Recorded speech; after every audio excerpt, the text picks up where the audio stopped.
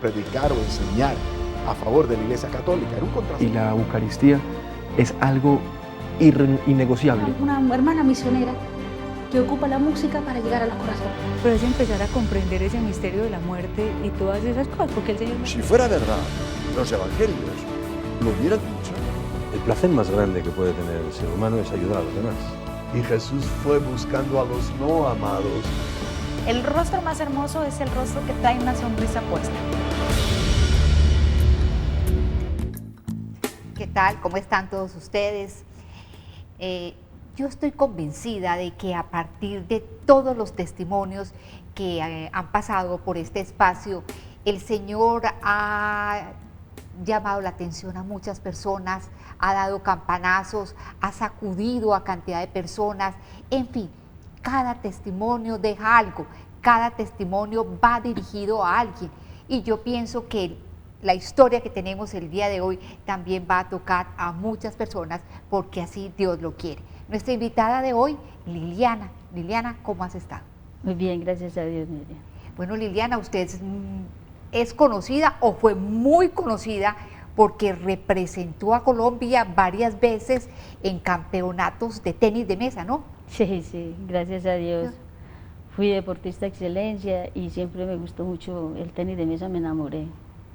Cuádruple campeona nacional Sí. de tenis de mesa. Ajá, siempre me llevaba, era la primera raqueta siendo infantil y siendo juvenil, hasta ganaba campeonatos en mayores. Y no solamente practicó el tenis de mesa, también otros deportes, ¿no es así? Sí, siempre me gustó mucho el básquetbol, la natación, pero me enamoré definitivamente del tenis de mesa. ¿Y todavía le va bien o ya después de tantos años se pierde la práctica y ya no es lo mismo? No, siempre eso no se olvida, pero sí se pierde mucho la práctica y ya la edad, todo, ya no somos los mismos. El caso es que me atrevo a decir, porque de pronto no tiene nada que ver, que usted le cogió tanto amor a los deportes porque no le gustaban cuando era niña, para nada, no le hacían ni 5 de gracia las muñecas, los peluchitos, ni nada de esas cosas. Usted quería era pelotas como los muchachos, ¿no? Sí, definitivamente, ¿sabe por qué? Porque a mí no me gustaban las cositas de niña. De hecho, yo parecía un niñito siempre desde los 3, 4, 5 añitos. Entonces al deporte siempre lo vi como algo de pronto un poquitico más agresivo, porque las cositas de las mujeres siempre me parecían como muy delicadas. Siendo niña, usted pasó por 2 cosas muy dolorosas. Hablemos de la primera, abusos, muchos abusos, incluso abusos sexuales, ¿verdad? Sí, tuve varios abusos sexuales y eso marcó mucho mi vida. Después, más adelante fui violada y eso marca y hace mucho daño en un ser humano, y más en niños. ¿Y usted ante todo eso callaba, usted o se atrevió a denunciar, a hacer algo, a pedir ayuda?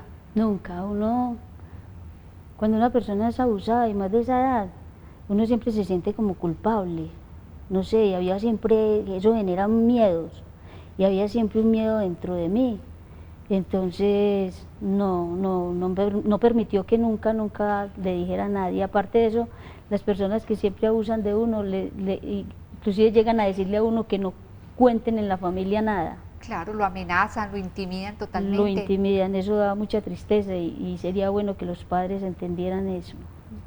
Y sumado a todos estos abusos, usted pasaba por una gran soledad. Sí, es muy triste en mi niñez porque yo fui muy solita. Yo vengo de una familia de 16 hermanos, 9 hombres y 8 mujeres, yo soy la menor. Y a pesar de uno tener tantos hermanos, vivía muy sola, era una niña muy sola. No tenía el cariño de los hermanos, la atención de los hermanos ni de las hermanas, y de mi padre y mi madre, pues tampoco ellos fueron muy cariñosos conmigo. Y usted eso lo anhelaba completamente, ¿no? Miriam, todos los seres humanos somos diferentes y yo le preguntaba a mis hermanas que si ellas anhelaban siempre el cariño y el afecto de mi padre o de mi madre. Ellas decían que no les hizo tanta falta pues como a mí, porque yo soñaba que mi padre y mi madre me cargaran. ¿Cómo pensaba usted en esa época? ¿Cómo se vestía? ¿Cómo obraba? Ya que usted quería ser era varoncito, usted no quería ser niña. Eso es mucho más duro. En todas las épocas es duro, porque siempre hay un señalamientos, lo juzgan, lo señalan a uno, y en todas las épocas. Pero yo creo que la época de nosotros fue más dura. El homosexualismo lo señalaban más, entonces ver a una niña de esa edad, ya con los comportamientos, esa manera de vestir, era muy duro, y sobre todo que los niños son muy crueles. Entonces a mí me decían siempre, usted parece un peladito, váyase para donde las niñas, o las niñas me decían, usted parece un peladito y váyase para donde las niñas. Entonces yo era una niña muy sola, y siempre yo me pongo a pensar en mi niñez y siempre me veo como solita en un cuarto, o siempre sola en los lugares. ¿Cómo le fue en el colegio, dado este problema que usted tenía de género? En la escuela siempre rechazo. Y en el colegio siempre fui mala estudiante. Ajá. A mí me echaban de muchos colegios de Medellín. Tampoco quería... Sí, no, y no quería como estudiar, era una rebeldía total, solo quería el deporte, y era una rebeldía. En la adolescencia usted tuvo ya encuentros ya más íntimos con niñas. Sí. ¿Cómo fue eso para usted? Pues yo creo que yo desde muy niña siempre lo anhelé. Siempre quise estar con una mujer, nunca con un hombre. No deseaba estar con un hombre, pero había algo dentro de mí que yo decía, pero ¿por qué tengo que sentir esto? ¿Por qué no puedo ser como normal, como todas las mujeres? Pero yo creo que a partir de los 11, 12 años que uno va creciendo, empecé a sentir ya es el deseo de poder estar con una mujer, de poder besarla, de poder sentir sus... Y a los 15, 16 años fue que empezaron mis experiencias lésbicas. Pero hay algo muy curioso, usted sentía náuseas de pensar que iba a estar con una mujer, es muy curioso, ¿por qué? Sí, yo no sé. ¿Era un escrúpulo moral? ¿Tenía sentido de pecado o algo así? Tenía sentido de pecado, esa es la palabra, tenía el sentido de pecado, y eso me empecé a dar más cuenta cuando yo era deportista. Había una señora en el Coliseo que ella era juez, y ella siempre que me miraba jugar, me miraba diferente. De hecho, en mi casa casi nunca iban a los campeonatos a verme jugar, nunca hubo mucho apoyo. Pero, de hecho, le dije alguna vez a mi mamá que ella me miraba rara y que me sentía intimidada por ella. Y ahí fue donde empecé a sentir como ese fastidio, no sé. Pero lo otro pudo más que eso. Más de una vez, llorando, usted le preguntó a Dios por qué era así, ¿no? Sí, siempre se lo pregunté, y más lo señalé, es más, le hice reclamos hasta antes de conocer al Señor, hasta antes de entregarle mi vida a Él, tuve peleas con Él. Ajá. Muchas peleas muy fuertes. Bueno, entre tanto, ¿su familia qué dijo? ¿Cómo respondió a esto? A mi homosexualidad. Ellos siempre me respetaron, nunca me señalaron, después de cierta edad fue donde fui como más libre, pero hasta los 19 años traté como de ocultarlo, a pesar de que mi parte física, la Liliana, siempre veían en ella algo más agresivo, pues más de varón. Tengo entendido que una psicóloga a la que consultaron ustedes le dijo a su mamá que la dejara ser, que si usted había nacido sintiéndose más varoncito que mujercita, que lo dejara, que eso era normal, ¿verdad? Sí, mi mamá como que estaba muy preocupada por mi vida, por lo que yo estaba enfrentando, y fue donde una psicóloga, ella le dijo que no, que él me dejara hacer, que porque ahí no había nada que hacer, que Dios me había hecho así. Ajá. Y a mí el mundo siempre me lo dijo, usted es así y Dios la hizo así. ¿Y así fue con su familia? ¿Le respetaron? Me respetaron, toda mi familia siempre me respetó mi condición sexual, siempre. Nunca me señalaron, nada, tampoco se los reconocí de frente, pues yo soy esto, pero sí sabían quién era yo. Como usted era una campeona de tenis de mesa, que incluso fue galardonada, usted estuvo galardonada entre los mejores deportistas, al lado de varios deportistas importantes. ¿Eso cuándo fue? Sí, yo fui deportista, a mí me dieron deportista del año con René Higuita en el tiempo de él, y Ximena Restrepo, no sé si la recuerdan, la gran atleta. Imagínense, los grandes del deporte en Colombia. Sí. Pero bueno, usted fue a representar a Colombia en un abierto en los Estados Unidos. Sí. ¿Qué pasó allá? Yo fui al abierto de los Estados Unidos, en Baltimore, y después de jugarlo pedí un permiso para ver si me quedaba unos días ahí. Tuve un accidente en Nueva York. ¿Qué le pasó?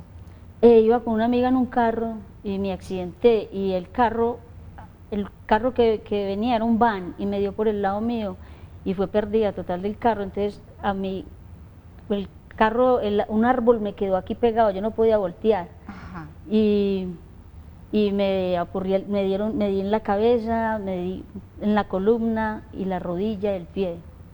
La columna me la fregué mucho. El caso es que obviamente usted no pudo competir. No, ya tuve que quedarme en Estados Unidos, en la clínica, después en terapias. Ya después me dijeron que no podía jugar en mucho tiempo, entonces estuve en terapias y me quedé en Nueva York. Iba a hacer una demanda incluso contra la ciudad de Nueva York. ¿Por sí, qué? Yo hice una demanda con la ciudad de Nueva York por haber dañado mi carrera deportiva en ese accidente. Se me acabó mi carrera ¿Pero deportiva. qué tuvo que ver, digamos, la ciudad con este El accidente? problema fue que el abogado no tenía a quién demandar, porque el carro en que yo iba no tenía seguro y el otro carro tampoco, entonces tenían que demandar la ciudad de Nueva York.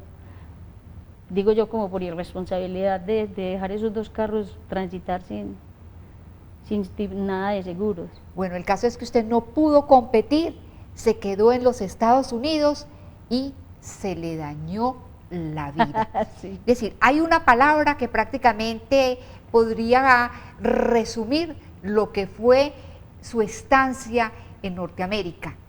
No hizo nada legal. Cuéntenos qué pasó, cómo fue su vida a partir de ese momento. Yo llegué allá a Nueva York, después del accidente estaba en la casa de una amiga y allá empecé a trabajar en cosas ilegales, lo que es narcotráfico. Y empecé a trabajar en todo, viví por lo menos 17 años allá y todo fue ilegal. Primero en el narcotráfico, después empecé con otras cosas de ropa, de dólares falsos, de ropa robada, hice de todo en Estados Unidos, nada legal. Nunca hice nada legal. De pronto un día trabajé unos días en un sitio con una amiga que era una manager de un grupo de rap y me pidió que me quedara con los niños un tiempo, pero ahí fue una experiencia muy dura también. Exactamente, no me gustaría comentarla porque es demasiado dura, yo particularmente me escandalicé, pero yo para que veamos la magnitud de lo que usted había llegado, cuéntenos qué fue lo que pasó un día que le propusieron cuidar a unos niños. Sí, ella me dijo que si le cuidaba unos niñitos de 5, Gable, y el otro de 2 añitos, Mikey. Y pues yo realmente no quería, es más, yo ya había empezado con el problema del alcohol. Entonces yo inclusive era tan irresponsable que cuando cuidaba a los niños me llevaba mi traguito. Entonces quedé unos días y en esos días en que no quise ir a trabajar, porque trabajé por lo menos 8 o 15 días, pero ya no quise trabajar, era un día de resurrección, un domingo de resurrección, yo no quise trabajar, y ese día me llamó un amigo que estaba preso a decirme que el niño que yo cuidaba, que yo no quise ir a trabajar ese día, que yo cuidaba había muerto, y yo miré por los periódicos, salí a comprar el periódico y miré, y efectivamente el niño de 2 añitos había muerto quemado en el apartamento, porque la mamá nunca la encontraron. ¿Qué sintió usted?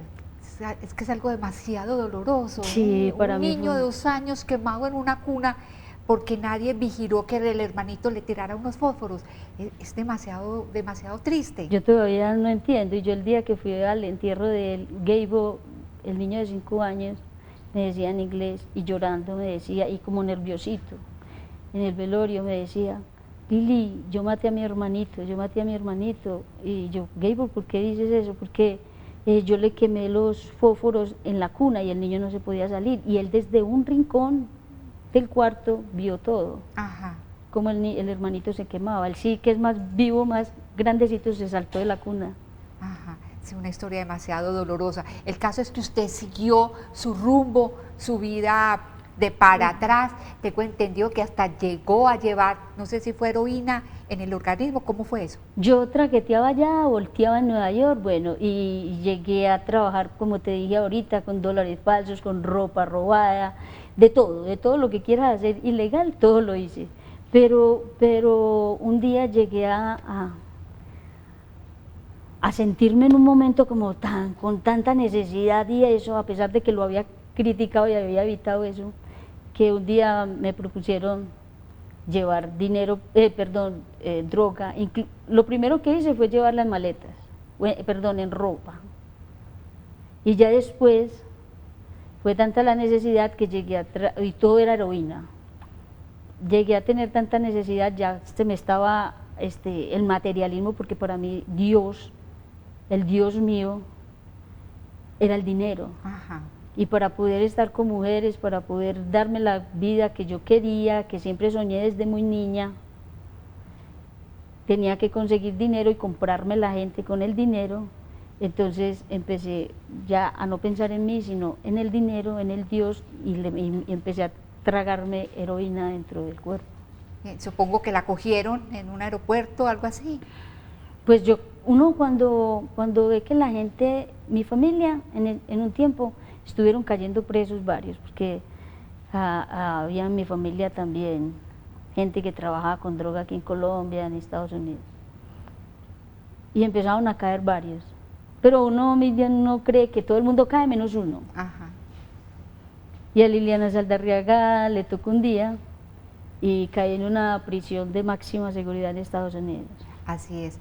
En Colombia no, pero en Estados Unidos la gran mayoría de los que la hace, la paga. Y usted fue a una cárcel de máxima seguridad, que tengo entendido estaba en ella recluido Ochoa, este señor Ochoa, Fabio, ¿cierto? Fabio Ochoa. Fabio estaba, y estaba también. En ese tiempo extraditaron varios. En el tiempo en que yo llegué, habían varios extraditados y ya llevaban como 2 años ahí. Entonces conocí ahí mucha gente de esa gente que llevaron por Operación Milenio, algo así, no me recuerdo bien.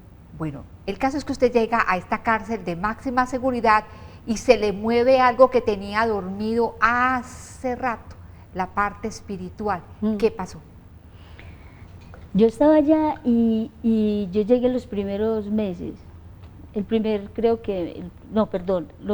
primeros días. Entonces conocí unas señoras que eran unas señoras hondureñas, y ellas eran cristianas evangélicas. Entonces había una pequeña capillita o un lugar de encuentro ahí, y yo veía que ellas iban siempre a rezar y a orar.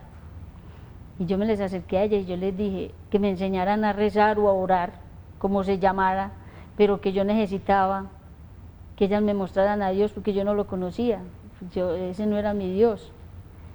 Y efectivamente empecé a tener un encuentro con Él, aunque fuera un encuentro de solamente petición. No era tan personal, pero sí era un encuentro de petición, de necesidad, de lo que todos buscamos al principio, que nos haga el milagrito. Nos contaba entonces Liliana que usted, después de cometer todo tipo de ilegalidades en los Estados Unidos, fue a parar a una cárcel de máxima seguridad, donde se encontró con alguien que usted tenía muy alejado de su vida, con Dios. ¿De qué manera? Allá les conté pues que había conocido a las señoras, y les dije a ellas que si me mostraban el Dios que ellas conocían. Y bueno, empecé a doblar rodillas y a decirle al Señor, a pedirle que me bajara la sentencia, porque mi sentencia era muy alta. ¿Cuánto? A ver, la sentencia mía era de 13 años. 13 años, pero mi caso era para poderme ir a juicio. Entonces, si lo perdía, me daban los 26 años. Oh, por Dios. Entonces, los abogados estaban en que me iba a juicio, que me fuera a juicio porque había sido un mal arresto. Era evidente que era, pero allá necesita uno mucha plata para tener abogados buenos que lo puedan tirarse uno, a pesar de que el caso mío fue tan bueno que querían, un equipo de abogados querían coger el caso mío, pero había una amiga allá que me dijo, Lili, definitivamente no, ellos tienen algo debajo, y si te la dobletean, te cogen y te la dobletean, y ellos tienen algo. Y entonces yo no quise también, porque yo empecé a mirar mis salidas de aquí. Yo venía a Colombia y también rompía mi pasaporte para poder entrar, porque yo tenía papeles americanos, para poder entrar a Estados Unidos, porque no podía estar en Colombia mucho tiempo. Ajá. Entonces ellos se iban a pegar de eso también. Aparte de eso, yo estuve presa también años atrás. No, mejor dicho, el prontuario suyo. Allá en Estados Unidos también. Pero bueno, sigamos con lo de Dios, que me llama mucho la atención. Usted iba a doblar rodilla allá ante Dios, hasta le pedía cosas muy curiosas, que fuera el Papa, a ver si de pronto hacían les perdonaban a muchos de los internos. ¿Cómo fue? Sí, eso fue muy charro, porque allá todo el mundo pedía, era que llegara el Papa, porque otros pedían que entrara unas leyes, y en Estados Unidos hay leyes que pueden bajar sentencias, pero casi nunca entran, y sí pedían que fuera el Papa para que bajara las sentencias. Entonces yo entré, fue a orar que el Papa llegara a Estados Unidos, o que me entrara una ley que bajara mi sentencia. Y todas las presas decían que no, que qué paisa, que cómo usted va a poner, eso nunca pasa aquí, usted que es boba. Y yo me iba con las dos señoras a orar, ella y yo nomás. Le invitaba a la gente y la gente no iba, las otras presas no iban. Y yo rezaba y oraba, y ellas no iban. Llegó un momento en que empezaron a hacer caso. Dios cómo trabaja de lindo. Empezaron como a escuchar, ver el empeño de Liliana, de la paisa, porque no conocían mi nombre. Ustedes le decían la paisa, era ampliamente conocida en esa cárcel, entre otras cosas. Sí. Y allá empezaron a ir, y llegó un momento en que ese cuarto se empezó a llenar. Ahí me tocó montarme por allá en una cosa, porque era tantas las niñas que iban allá, las señoras, que no tenía uno que montarse por allá porque no cabíamos, pidiéndole al Señor. Y usted era una mujer muy alegre. Pero allá es lo más lindo, porque yo encontré como al Señor, encontré a Dios allá, porque empecé a sentir una paz, y yo decía, pero ¿qué es esta paz? Y era una felicidad, y todas las presas me decían, paisita, ¿usted qué? Con una sentencia encima, no la han sentenciado, ¿quién sabe cuántos años le van a dar? ¿Cómo hace usted para estar tan feliz? Yo les decía, yo no sé eso, porque yo no es más, ni les decía que era Dios, sino que yo no entendía qué era lo que me estaba pasando a mí, era el encuentro que el Señor me estaba dando, esa paz allá. Bueno, el caso es que se le dio el milagro, hubo unas leyes, o se implementó una ley, la cual le permitió a usted pasar a otra cárcel, ¿no es así? Sí, el Señor me dio la bendición de que, por una ley que entró y la bendición de Él, entonces hizo un arreglo y me sentenciaron solamente, gracias a Dios, a 6 años. Entonces de ahí me pasaron a una prisión arriba en Tallahassee, Miami, arriba, la capital, y allá estuve los 6 años. 6 años, pero miren lo curioso, usted que venía de orar, de estar con Dios, de llevar personas a que oraran, usted se volvió otra vez una mujer fría, una mujer diferente. Total. Cambió, la paisa cambió, ¿por qué? Total, porque usted sabe que cuando uno en el mundo va y pide el milagro, y el Señor se lo da a uno, y uno ya empieza otra vez a vivir de espaldas a Él. Entonces el Señor me hizo el milagro, y se me olvidó que Él me había hecho el milagro, y me olvidé de Él, y empecé en la prisión a estar con mujeres, y a olvidarme de Él, y hacer mi sentencia yo sola. ¿Y usted cómo lograba estar en una cárcel de máxima seguridad ya con mujeres, de tener vida íntima en una de esas cárceles allá? Es increíble, pero mira, yo quiero contar algo. Cuando yo estaba ya orando tanto antes de mi sentencia, yo le decía al Señor, Dios mío, si usted me baja esta sentencia, yo algún día voy a dar testimonio de afuera de lo que hiciste conmigo. Es muy difícil allá porque uno no puede tener contacto físico con las mujeres, con nadie. Entonces, si yo no le podía tener la mano a alguien, pero uno allá busca los medios y les paga a otras presas para que lo cuiden a uno, para que vigilen cuando va a venir el oficial, en las duchas se puede, en los mismos cuartos, todo eso se era pagando. Ajá. ¿Y usted se dio cuenta allá dentro de la cárcel que habían algunos malos manejos y le fue muy mal, cierto? Tuvo que pagar esto muy caro. Sí, de hecho, mire, es increíble, yo dentro de la misma cárcel delinquía, porque yo misma me robaba, yo trabajaba en la cocina, yo misma me robaba los tomates, las cebollas, el queso, los huevos, todo lo que era allá para llevarlo para el campado, porque éramos 1600 mujeres. Y entonces lo vendía allá en el campado para poder sobrevivir. Perdón, el campado es como el sitio afuera, pues, para venderle. Como un mercadillo. Sí, pues no, cuando el campado, pues, ya cuando salíamos de la cocina para estar en las habitaciones y todo, entonces lo vendía ya a otras mujeres que querían cocinar porque todas teníamos microondas. Ajá.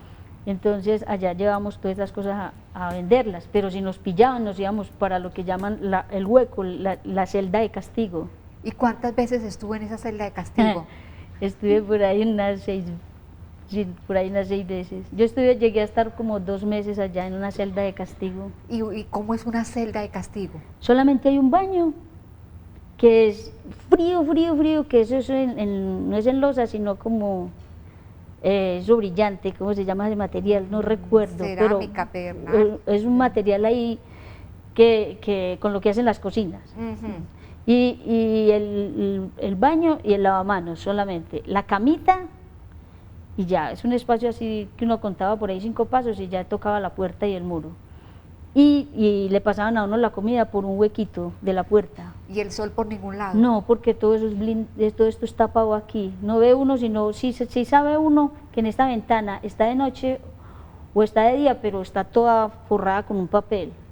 Y lo sacan a uno a bañarse cada 3 días o a recibir el sol solamente 1 hora diaria. Bueno, logró cumplir usted allá los 6 años que le faltaban para cumplir su condena, ¿no?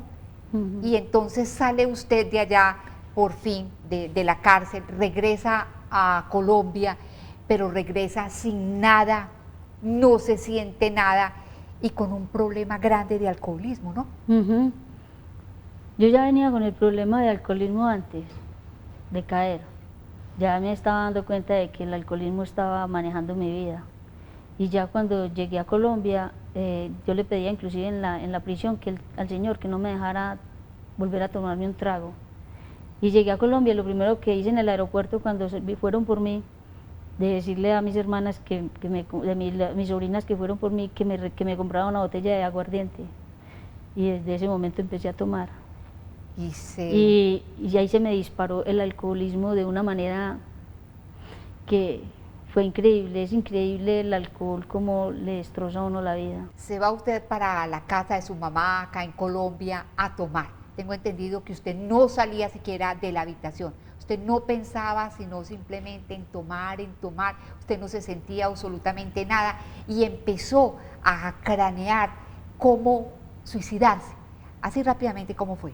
Sí, ya empezaron esos pensamientos ese alcoholismo a dañar mi vida, entonces ya empecé a caer en una depresión muy grande por el alcohol, inclusive bebía, era encerrada en mi cuarto, mi familia a llorar, mi madre a llorar, y yo ya empecé con los intentos de suicidio, y hasta que un día, en el último intento de suicidio, el Señor me tocó el corazón porque yo doblé rodillas en la sala. Yo recuerdo que yo escuchaba, no sé cómo, llegué a colocar la emisora y llegué a sintonizar la emisora Yeshua. En 1530 yo puse esa emisora y el Señor empezó a tocarme y yo escuchaba esa emisora y bebía, porque yo bebía día y noche, no era que yo bebía un solo día, Miriam, yo podía tomar 15 días seguidos, levantarme y lo primero que hacer en la mañana era tomarme 2 aguardientes dobles. y levantarme en la noche a las 3 de la mañana para el baño y tener que tomar un guaro porque tenía que nivelarme. ¿Y qué escuchó allá en la emisora que la tocó y la hizo reaccionar? Mire, yo escuchaba la voz de doña Luzma, la directora, y yo decía, esa señora algún día me va a salvar mi vida. Y yo escuchaba las prédicas y la música de Dios y todo, y bebía de cuenta de la emisora y tomaba guaro de cuenta de la emisora, y música cristiana, y bebía era con música Aunque esta cristiana. emisora es católica. Sí, es católica. Entonces yo empezaba a escuchar toda esta música y seguía bebiendo, pero un día yo escuché que en la emisora había, no sé cómo anoté el número de ahí, y un día que yo me iba a suicidar, tenía todo preparado para suicidarme, doblé rodillas en la sala y empecé a pedirle a Dios. Y yo me acuerdo que cuando estaba doblando rodillas, de la misma prenda, me acordé que yo tenía ese número anotado en algún lado de la emisora, y llamé a la escuela, a Yeshua, y les dije que me atendieran. Y ellos me dijeron, baje. Fue un cuento largo que ahora no puedo, pero para yo poder bajar y todo. Y entonces me dijeron, baje, que aquí la estamos esperando para que hablemos. Y en la escuela ese día había una Pascua judía, una fiesta, y me tenían que atender afuera. Pero entonces yo bajé, pero me compré mi media de guaro y me bajé para allá. Y la señora que me atendió afuera, que es mi ángel, Dios siempre le pone a uno ángeles en la vida, pero uno a veces no los ve ni los valora. Este día mi Dios puso un angelito y me dijo, allá afuera me atendió, y yo le dije, yo me voy a suicidar, a mí me gustan las mujeres, estuve en una cárcel en Estados Unidos, fui violada, fui abusada, bueno, le conté en un segundito ahí mi historia, y la palabra que me dijo tan hermosa, que fue la que salvó mi vida, que fue el mismo Espíritu Santo el que se la puso y que llegó a mi corazón, fue cuando ella me dijo, no importa lo que tú hayas hecho, Dios te ama como tú eres, Dios te ama como tú eres. Y afortunadamente estas palabras calaron tanto en usted que logró encontrarse con el Señor después de 30 años. Definitivamente. Hizo una confesión de vida. Sí, mi confesión fue larga, porque yo llevaba viviendo de espaldas a Dios, bueno, toda mi vida. Y ese encuentro con el Señor ese día fue especial, porque a partir de ese momento le entregué mi vida a Dios, empecé un acompañamiento espiritual y empecé a decirle a Él, bueno, tú vas a hacer conmigo lo que tú quieras, porque tú me trajiste al mundo, tú me pusiste en el vientre de mi madre, ya entiendo quién eres, así es de que toma mi vida entera, y ahora le entregué mi vida a Él, y pues aquí estoy dando testimonio de lo que... Y fue muy bonito porque usted dijo, sentí que Él me amaba y yo lo amaba, ¿no? Es decir, ya había una compenetración muy grande con Dios a partir de todo ese proceso de liberación, de sanación que usted inició allá en la escuela católica Yeshua, ¿no? Sí, en Yeshua, esta escuela católica ha sido una bendición, no solamente para mí, para muchas personas que quieran salir de todo esto y tener un encuentro personal con el Señor. Y allá usted se dio cuenta de algo muy importante, de que el Señor, que vuelvo y digo, escribe en derecho, en renglones torcidos, se valió también de su testimonio tan trastocado para que usted ayudara a muchas personas que estaban pasando por dependencias, que estaban pasando por farmacodependencia, en fin. Dios ha hecho muchas cosas porque no somos nosotros las que las hacemos, nosotros simplemente somos como el abad, mi director espiritual, el abad Guillermo de los benedictinos, me dice él siempre, nosotros somos nosotros somos los burritos del Señor, entonces nosotros somos los que llevamos la palabra de Él, y por medio de nosotros, el Señor, viendo el testimonio de vida, lo que Él hace en nosotros, lo pueden hacer en todo el mundo entero, todas las personas. Entonces nosotros tratamos de hacer eso, lo que recibimos de Él gratis lo estamos dando ahora, que el Señor vea, que la gente vea que sí hay una salida en el Señor. ¿Cómo ha manejado a partir de ese momento de entregarle su vida a Dios con tanta sinceridad? Porque entre otras cosas usted hacía una cosa muy bonita, se dedicó a lavar todas las sillas de Yeshua para de esa manera como reparar, como limpiar, algo muy simbólico. ¿Cómo le entregó al Señor desde ese momento su lesbianismo? Yo allá, ese trabajo fue muy lindo porque, como usted dice, fue limpiando y reparando todo lo que yo había hecho en mi vida. Pero yo le dije al Señor, tú sabes que uno humanamente en esta carne no puede uno, pero yo te entrego a ti mi vida, te entrego todo lo que quiero, pero yo ahora que sé que tú no me hiciste así, en mi sanación espiritual, el Espíritu Santo va pasando por toda el área de uno de la vida desde la niñez, y sé que Dios no me hizo así. Yo le dije, Señor, yo te entrego mi sexualidad, te entrego toda mi vida entera a ti, yo no te voy a pedir ahora, por ahora, que me des un hombre, pero sí te pido que me conserves en castidad y obediencia a ti. Y el Señor hace la obra cuando uno le entrega todo a Él. Y aquí estoy. Y así ha sido, usted es una evangelizadora, Sí. hace poquito llegó de una misión en el Tolima, Ujú. Ayer mismo estaba con un encuentro con jóvenes, usted orientando, pero ahorita que hablábamos precisamente del lesbianismo, el Señor le dio luces para comprender el porqué de este problema en usted. Miriam, a mí me decían que Dios me había hecho así, yo no sabía algo dentro de mí que no. Y un día, yo cuando doy mi testimonio, cuando trabajo con jóvenes, señoras, todo, les digo mucho cuidado con lo que ven los niños en las casas, con lo que escuchan los niños en las casas, porque eso marca mucho a un niño, y a mí me marcó. Lo que pasa es que yo cuando era muy niña veía a mi papá y a mi mamá teniendo sexo, pero ellos no sabían que yo veía todo eso, desde los 3, 4 añitos, y eso marcó mi vida, porque yo nunca comprendí cuando mi papá murió. Yo no quería a mi papá, y mi papá no fue el que me violó ni el que abusó, nada, fue un papá bueno. No me mostró amor porque a ellos nunca se lo dieron, hay que comprender eso, y a mi mamá tampoco se lo dieron, y uno no da lo que nunca ha recibido.